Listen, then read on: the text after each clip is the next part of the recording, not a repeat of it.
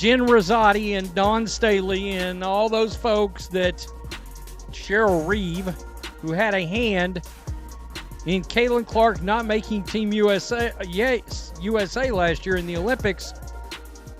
It looks like they may be, now Cheryl Reeve's still there, but the actual committee.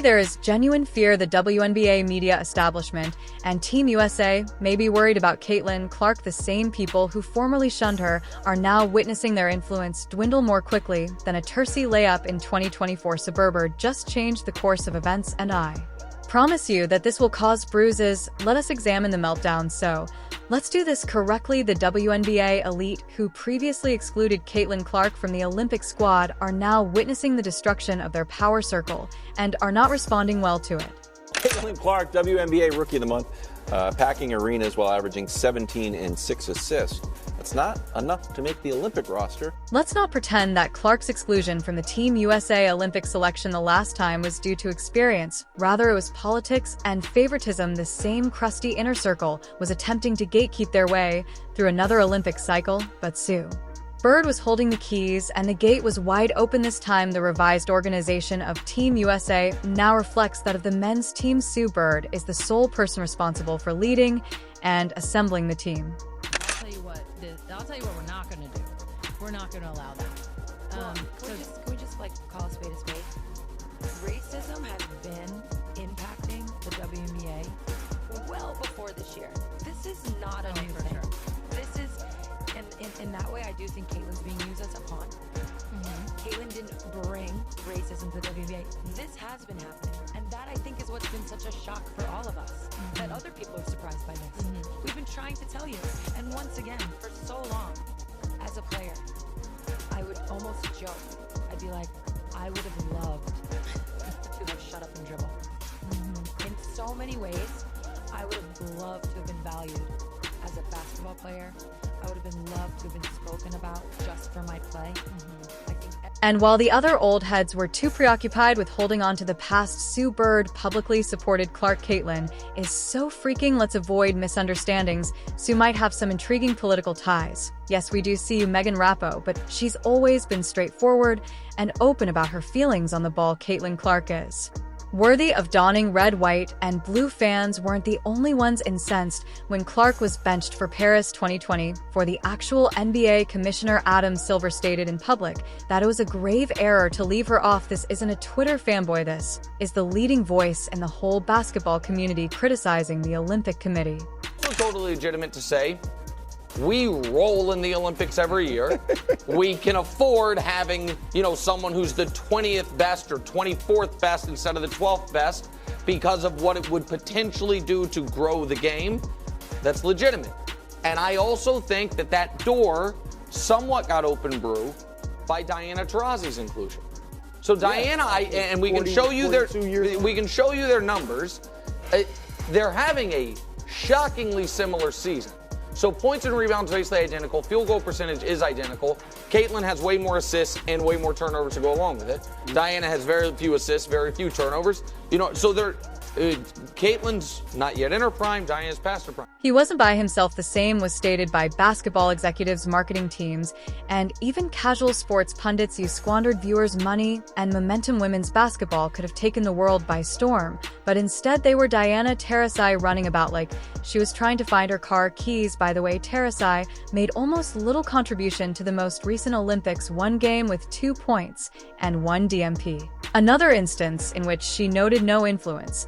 And this is the person they selected in place of Clark, who is already creating more noise than the entire USA squad put together. Why? Due to Dawn Staley's committee. Rosati, Jennifer, the greatest players weren't being chosen by Cheryl Reeve and her team. They were guarding the gatekeeping medals and ensuring that no rookies entered and disturbed their little welcoming group, and they received harsh criticism for it. However, Sue Bird has now taken the place of that entire decision-making group, and all of a sudden Caitlin Clark's name is being brought up again. In Olympic discussions, you can hear the anxiety reverberating from ESPN to the WNBA Twitter. Sue Bird won 4 WNBA championships. She was an All-Star 13 times, one of the more decorated basketball players in history, and also a 5-time Olympic gold medalist. Just named USA Basketball Women's National Team Managing Director. That's a hell of a title there. Is that on your business card? And what exactly does that mean, Sue? Need like a business index card at this point or whatever. Managing director. It's basically what Grant Hill did for the men's team. So like a GM, pick the coach. Because this is the situation while the critics were too busy criticizing Clark for not attending that. Olympic camp Sue Bird was watching her transform the sport. Sue Bird isn't about politics. She's about performance. I'm going to guess she'll probably be on the next Olympic team. Just guessing. I mean, TBD. We got 3 years. Yes, it is correct. Clark didn't require a covert handshake.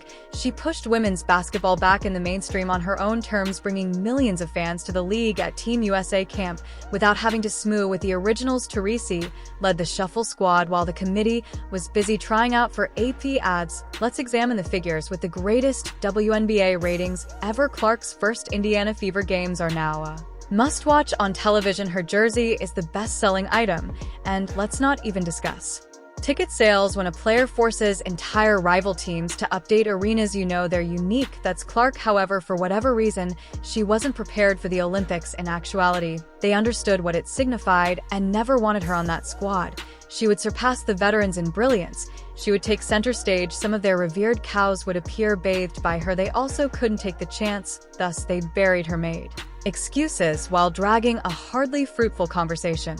They said it was about experience to Reese to gather gold.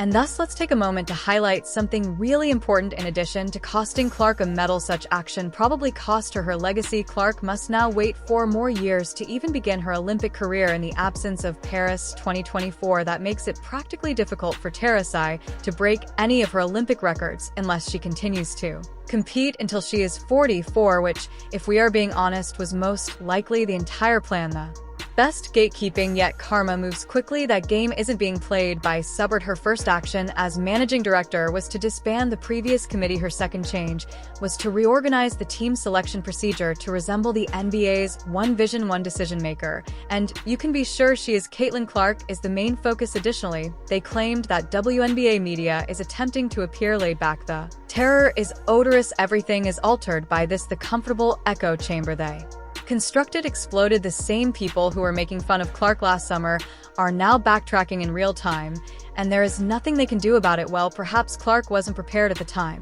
but she is now. No, she was. You simply weren't prepared for her to take center stage. Furthermore, let's not act as though this is all about Clark. Bowers, Paige Reese, Angel, the next generation is coming, and they are here to win, not to play politics. If that means forcing the greats to the sidelines, then so be it. Adam Silver notices it, as does Sue Bird. It is visible to every one of her major sponsors, including those who previously barred her. Let's clarify one issue. This is more than just Caitlin Clark's sentimental redemption story. The WNBA media machine, which has been acting as though she isn't the biggest star in the sport for the past year, is being forced to watch the golden goose they attempted to cage finally take off. Additionally, the timing was terrible since their attempts to downplay her influence backfired. Recall that last summer's headlines were rife with coded gibberish. She hasn't participated in our system and hasn't yet earned it. Therefore, she needs to prove herself. Get it? Like a glorified first year intern running a Fortune 500 corporation. Clark is practically carrying the league on her back. While the executives make poor choices and consumed shrimp cocktails, she earned it by filling more seats than the league as a whole. When Adam Silver once more declared in public, "Y'all really fumbled this, she earned it." When the numbers came in and confirmed what the fans already knew, she deserved it. Caitlin Clark is prepared for more than just the USA squad. She is a member of Team USA. Additionally, now that Sue Bird has the power and the clipboard, the game is over. Stop playing pretend politics. No more devoted veterans at the expense of common sense players who have one foot in the retirement home should no longer have their Olympic selections turned into farewell tours. Right now, winning is the main goal.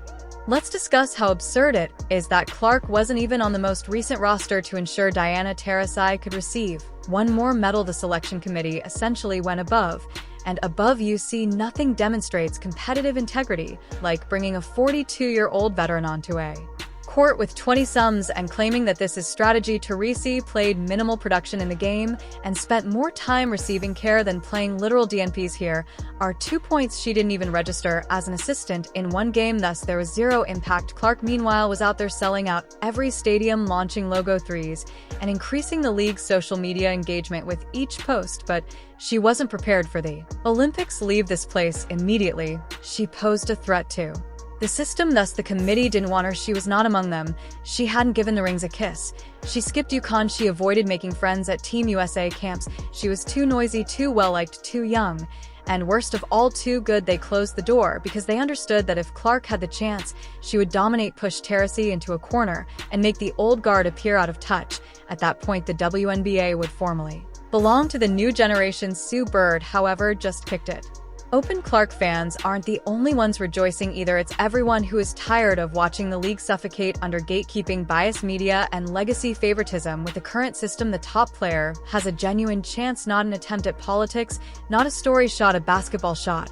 And let's dissect it some more for those who continue to believe that this is an early coronation. Caitlin Clark's resume prior to the conclusion of her first season, and CRA the all-time top scorer in either the men's or women's divisions, and the unanimous National Player of the Year, elevated college basketball for women to Super Bowl proportions. The sole explanation for why half of America is aware of Iowa's location. The spokesperson for NIL deals, TV ratings, ticket hikes, and jersey sales. She is currently acting in the same manner in the WNBA. She's printing it in less than a year instead of creating a legacy. But Cheryl Reeve and her team still believe Diana Taurasi was the superior choice. It's almost funny, but this is what happens when the people in control prioritize influence over rivalry. A 40-some performs as a tourist at the Olympics, while the greatest young star in decades looks on from her couch. No longer Sue Bird noticed the blowback and the writing on the wall. She looked at the metrics. More significantly, she recognized the chance. The WNBA shouldn't focus on nostalgia if it wants to expand you. Center it on the players who excite people such as Caitlin Clark and Paige Beckers. And the future Reese. Angel Clark is necessary even if the final one hasn't yet worked out how to pack an arena so that Team USA can dominate and be a spectacle. Let's also discuss the business viewpoint. USA Basketball is an Olympic brand and product. They desire attention, ratings as much as gold, cultural significance. People pay attention to Clark because she promises all of that. To see her, they take a plane across the nation. She is a walking advertisement campaign. Headline: hold on, those supporters always knew, and now Team USA does too. The rest of the basketball community is thus watching a superstar finally receive the credit she has long deserved, while the naysayers congregate on Twitter and write thought pieces about merit and honoring veterans. Let me clarify this: Clark's participation isn't altruistic.